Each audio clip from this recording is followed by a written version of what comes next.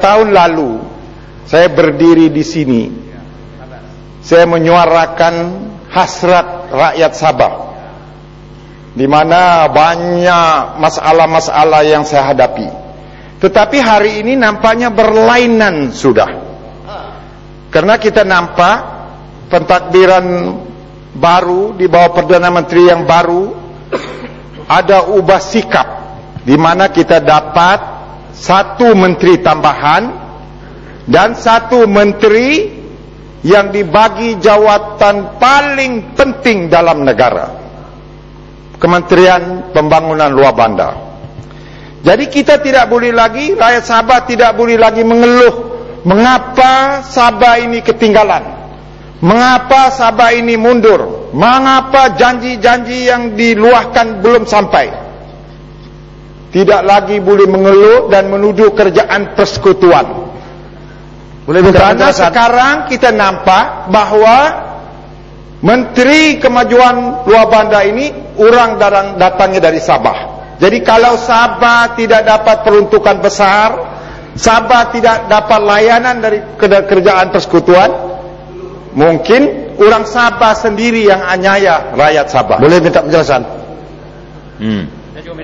Nah, masukkan ucapan lagi, Mas. Terima kasih. Ya, saya memang masih fresh ucapan itu saya dengar, sehingga ada wakil rakyat kita menyatakan bahawa sebelum itu bahawa rakyat Sabah ini tinggal di banglo tetapi tidur di tandas.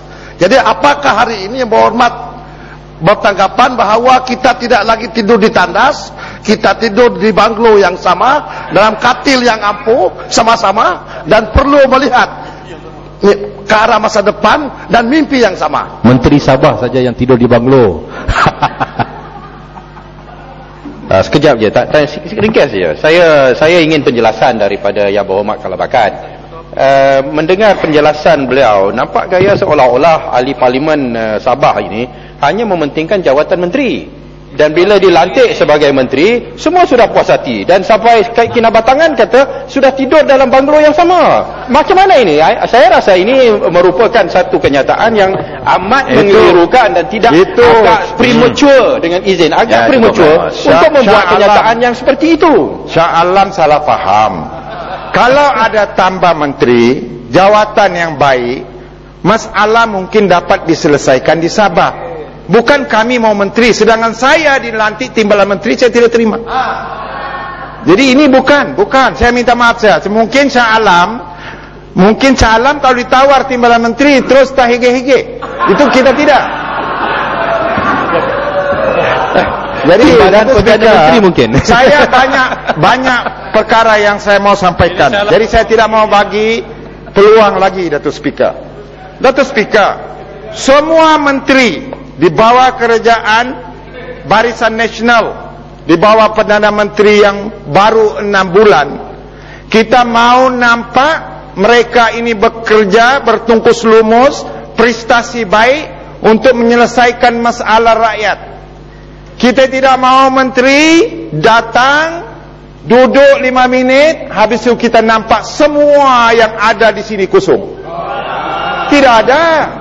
Saya tidak percaya semua menteri sibuk. Pergi mana? Waktu begini tak ada lagi saya nampak. Tidak ada menteri di sini. Menteri tidur di banglo. Tidak ada. Jadi inilah, Datuk Speaker, saya mau menyentuh perkara-perkara pentadbiran. Ini KPI apa ini?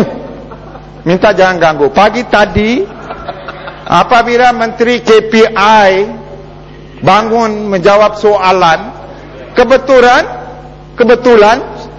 soalan saya dirangkum untuk dijawab. Tetapi Menteri KPI menjaga prestasi, dia tidak tahu ahli parlimen Kalabakan. Dia kata ahli parlimen kebelakangan.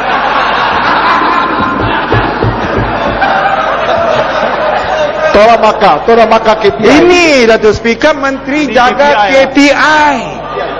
Jaga prestasi kita semua, jaga prestasi keseluruhan satu negara. Malahan pula Menteri KPI ini bukan satu orang, 2 orang.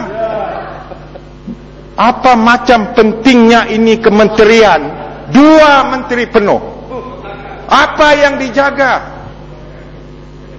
Saya, Datuk Speaker, saya tidak pertikaikan perlantikan menteri, kerana itu prerogatif Perdana Menteri.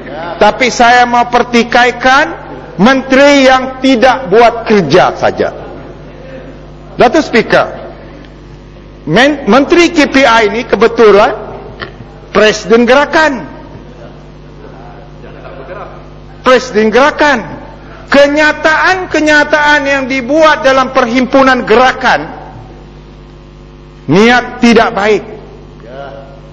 Pemuda gerakan buat usul,